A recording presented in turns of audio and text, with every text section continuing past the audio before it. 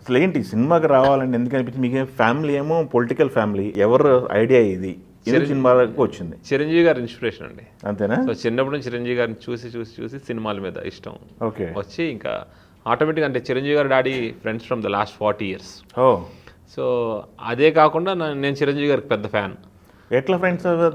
ఎట్లా మీకు? Daddy Guntur medical కాలేజ్లో డాక్టర్ చదువుతుండేటప్పుడు సో చిరంజీవి గారు వాళ్ళ ఫ్యామిలీతో మంచి రిలేషన్ అది ఉండేది. సో మెడ్రాస్ వెళ్ళేవారు, చిరంజీవి గారిని కలిసేవారు. డాడీ ఒక 3 movies ఆర్ట్ డైరెక్టర్గా వర్క్ చేశారు. ఓకే.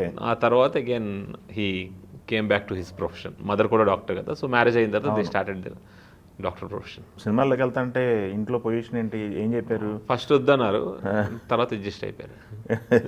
ఎందుకు వద్దంటున్నారు చెప్పారా మరి? కారణం చెప్పారా? అంటే ఎందుకు సినిమాలు ఎందుకు, నువ్వు బిజినెస్ ఏదో చేసుకో, అక్కడికి వెళ్ళి అందరి దగ్గర నిలబడాలి, చేతులు కట్టుకొని అడగాలి, కష్టాలు ఎందుకు నీకు? లైఫ్లో మనల్ని ప్రూవ్ చేసుకోవాలంటే మనం కష్టపడాలి. సో నా ఐడెంటిటీ నాకు రావాలి, ఓన్గా రావాలంటే సినిమాలు ఒకటే కరెక్ట్ ప్లాట్ఫామ్. అందులో చిన్నప్పటి నుంచి సినిమాలకు వెళ్ళాలని ప్యాషన్ ఉండేది. సో ఈ ఫీల్డ్ ఎంచుకున్నాను. మరి మీ ఇంట్లో వాళ్ళు చెప్పినట్టు మీరు సినిమా కష్టాలు పడ్డారా? ఇండస్ట్రీకి వచ్చిన తర్వాత ఏమైనా ఉన్నాయా? లేకపోతే అందరికీ ఉంటాయి సార్. చిరంజీవి గారు లాంటి పెద్ద వ్యక్తిగా ఉన్నప్పుడు అఫ్ కోర్స్ ఆయన అంటే బ్యాక్గ్రౌండ్ లేదు, ఏం లేదు, డైరెక్ట్గా ఆయన ఒక్కొక్క స్టెప్ ఎక్కుతూ వచ్చారు. అంటే ఆయన లెవెల్లో ఆయనకి రాలేదు. ప్రతి ఒక్కరికి కష్టాలు అనేవి ఎదురవుతాయి. ఓకే. ఎవరికి ఇక్కడ ప్రతి ఒక్క ఆర్టిస్ట్ కష్టపడతారు, ఎవరు కష్టపడుకుంటారు. ఇంకా కష్టపడినా చాలా మందికి బ్రేక్ రాదు. అవును. సో సినిమాల్లో కష్టము టాలెంటే కాకుండా లక్ కూడా ఉండాలి. లక్ అంటే దేవుడి దయ ఉండాలి. సో కష్టపడిన ప్రతి ఒక్కడు అలా అనుకుంటే కృష్ణానగర్లో నాకన్నా టాలెంటెడ్ పీపుల్ చాలామంది ఉంటారు, నాకన్నా అందమైన వాళ్ళు చాలామంది ఉంటారు. డిపెండ్స్, అంటే దేవుడు కొంతమందిని సెలెక్ట్ చేసుకుంటాడు. సో మొదటి అవకాశం చిరంజీవి గారు తెలియటం వల్ల చిరంజీవి గారు రిఫరెన్స్తో వచ్చిందా లేకపోతే ఎలా? చిరంజీవి గారు ఇస్ ద రిఫరెన్స్. ఓకే. 150లో అంటే నా చిన్నప్పటి నుంచి ఆయన చూసి పెరిగి ఫస్ట్ నా లైఫ్లో బిగ్గెస్ట్ అచీవ్మెంట్ నా ఫస్ట్ సినిమాతోనే. ఓకే. అక్కడే నేను ఫుల్ హ్యాపీ. నా ఫస్ట్ డైలాగ్ చిరంజీవి గారితో, ఫస్ట్ సీన్ చిరంజీవి గారితో. So okay, I'm very blessed to act with him. ఆయన రికమెండ్ చేశారన్నారు, ఆయన షాక్ అవ్వలేదా సినిమాలు అంటున్నావేంటి బాబు అని? అంటే సినిమాలు పిచ్చి అని మమ్మీ డాడీ చెప్పినప్పుడు నవ్వారు ఆయన. అంతేనా?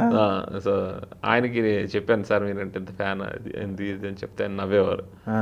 Lastly Khaidi number 150 and reentry నా మూవీస్లో ఎంట్రీ అయింది. ఓకే. రెండు ఒకేసారి జరిగాయి. ఓకే. ఆయనతో స్క్రీన్ షేరింగ్ ఎక్స్పీరియన్స్ ఎలా ఉంది? ఫస్ట్ టైం ఆయనతో కలిపి ఫేస్ టు ఫేస్ డైలాగ్ కదా? Face to face dialogue. వెళ్ళేటప్పటికి నేను సత్యానంద్ గారి కోచింగ్ తీసుకుంటున్నాను. సో సత్యానంద్ గారు చెప్పారు, నీ ముందు చిరంజీవి గారు నువ్వు భయపడకు, కాన్షియస్ అయిపోతావు. సో నీ ముందు ఏదో క్యారెక్టర్ ఉంది, నీకు ఆ క్యారెక్టర్ ఈ డైలాగ్ చెప్తుంది, దానికి రిప్లై ఇవ్వు, కౌంటర్ ఇవ్వు అన్న ఒక ధైర్యాన్ని ఇచ్చారు. సో సత్యానంద్ గారు చెప్పిన తర్వాత అప్పటికి యాక్టింగ్ కోర్స్లో ఉంటుండగా నాకు కాల్ వచ్చింది. సో 3 days షూటే కాబట్టి వెళ్ళి చేసి వచ్చేసాను. సత్యానంద్ గారి దగ్గర మీరు ట్రైనింగ్ తీసుకున్నారు? అండ్ హాలీవుడ్లో చేశాను ఆల్రెడీ. హాలీవుడ్లో యాక్టింగ్ కోర్స్ చేశాను. Again from there I came to Satyanand garu and I had done it for 3 months. Okay. అయితే ఆషామాషికి నార్మల్గా అయితే రాలేదు, ఫుల్ ప్రిపేర్డ్గా వచ్చారు గ్రౌండ్.